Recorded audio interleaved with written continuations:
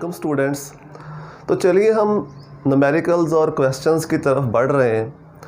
तो न्यूमेरिकल और क्वेश्चंस तक पहुंचने से पहले कुछ बेसिक बातें हैं जिनका आपको पता होना लाजमी है। उसमें हम बात करेंगे कि मॉलिक्यूलर मास को कैसे कैलकुलेट किया जाता है और बैलेंस्ड केमिकल इक्वेशन हमें क्या इन्फॉर्मेशन देती है।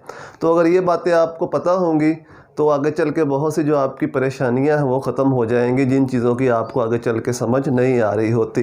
तो पहले हम देखते हैं कि मॉलिक्यूलर मास को कैसे कैलकुलेट करते हैं। आपको पता है कि जो मॉलिक्यूल्स बनते हैं वो एटम्स के केमिकल कम्बिनेशन से बनते हैं। एटम्स आपस में कंबाइन होते हैं, उनके कम्बिनेशन से मॉलिक्यूल बनते हैं। इसका मतलब है कि अगर हम मॉलिक्यूल का मास कैलकुलेट करना चाहते हैं तो हमें एटम्स के मासेस को ऐड करना पड़ेगा, सम करना पड़ेगा। तो चलिए देखते हैं हम कैसे ऐड करते हैं। सबसे पहले हम एग्जांपल लेते हैं वाटर की, H2O। ये कुछ एटम्स के मासेस मैंने लिख रखे हैं यहाँ पे, इंडिविजुअल एटम्स के। इसके अलावा और भी कुछ आपको याद करने पड़ सकते हैं। तो इन्हीं एटम्स के मासेस को हम ऐड करके मॉलिक्यूल्स के मासेस को कैलकुलेट करते हैं। हाइड्रोजन 1.008 है, इसको हम अप्रॉक्सीमेटली 1 लेते हैं।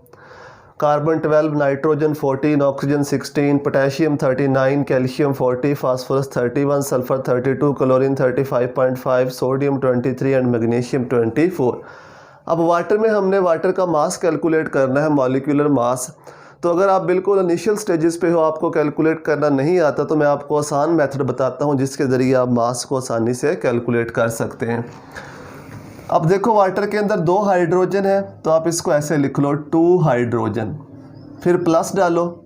1 ऑक्सीजन है तो 1 ऑक्सीजन, 2 हाइड्रोजन 1 ऑक्सीजन। अब यहाँ से हाइड्रोजन का मास देख लो, 1 हम लेते हैं, 2 को वैसे रहने दो, हाइड्रोजन की जगह पे 1 लिख दो। इस तरह 1 ऑक्सीजन, ऑक्सीजन का मास हम कितना लेते हैं 16, तो ऑक्सीजन की जगह पे 16 लिख दो। 2 1s are 2 प्लस 16, तो ये आंसर आ जाएगा 18। इसका मतलब है कि वाटर का जो मॉलिक्यूलर मास है वो 18 होता है। इस तरह से ammonia, second example ammonia NH3। अब इसमें देखो नाइट्रोजन का 1 एटम है तो हम इसको लिखेंगे 1 नाइट्रोजन, फिर प्लस डालो, 3 हाइड्रोजन है तो 3 हाइड्रोजन। अब यहाँ से इनके मासेस देख लो, नाइट्रोजन का मास 14 होता है तो 1 × 14 प्लस 3, हाइड्रोजन का मास 1 होता है तो यहाँ पे 1 आ जाएगा। 14 + 3 = 17। तो इस तरह से अमोनिया का मास आ जाएगा। इस तरह से कोई भी मॉलिक्यूल लिखा है, सिंपल आपने एटम्स के मासेस को ऐड करते जाना है। जब आपकी प्रैक्टिस हो जाएगी, इनफ प्रैक्टिस, तो फिर आपको ये सब करने की ज़रूरत नहीं पड़ेगी। आप फार्मूले को देख के इजीली कैलकुलेट कर सकते हैं। थर्ड एग्जांपल लेते हैं H2SO4, sulphuric acid.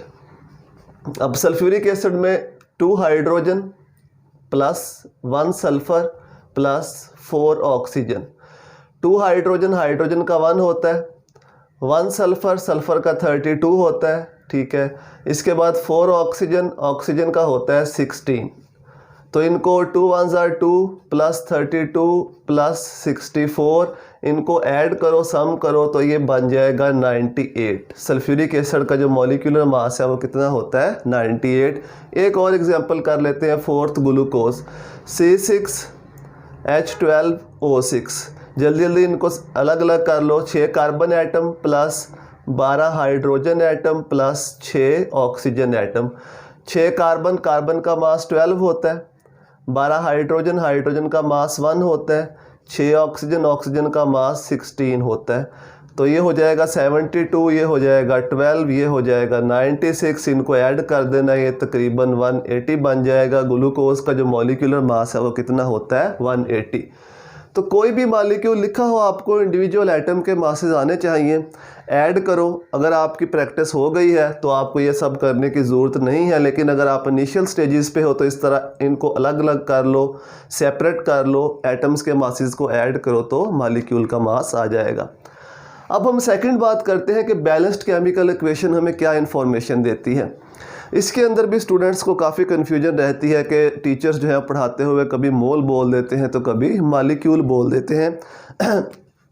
For example यहाँ पे वाटर की फॉर्मेशन के लिए मैं इक्वेशन लिखता हूँ, बैलेंस्ड इक्वेशन 2H2 + O2, इससे बनता है 2H2O।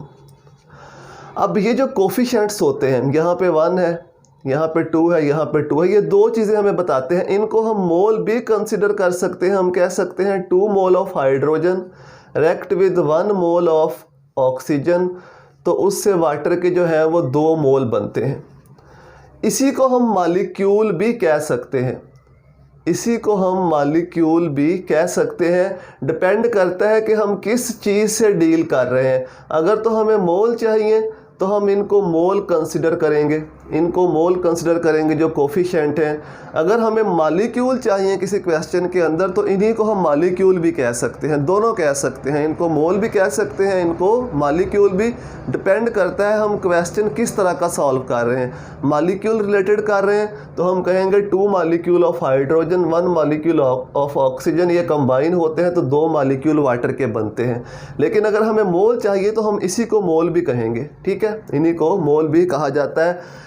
इस तरह से अगर आपके सामने लिखा हो 2CO2 तो अब इसको देख के मोल भी कहा जा सकता है। हम कह सकते हैं 2 मोल्स ऑफ CO2 और इसको हम कह सकते हैं 2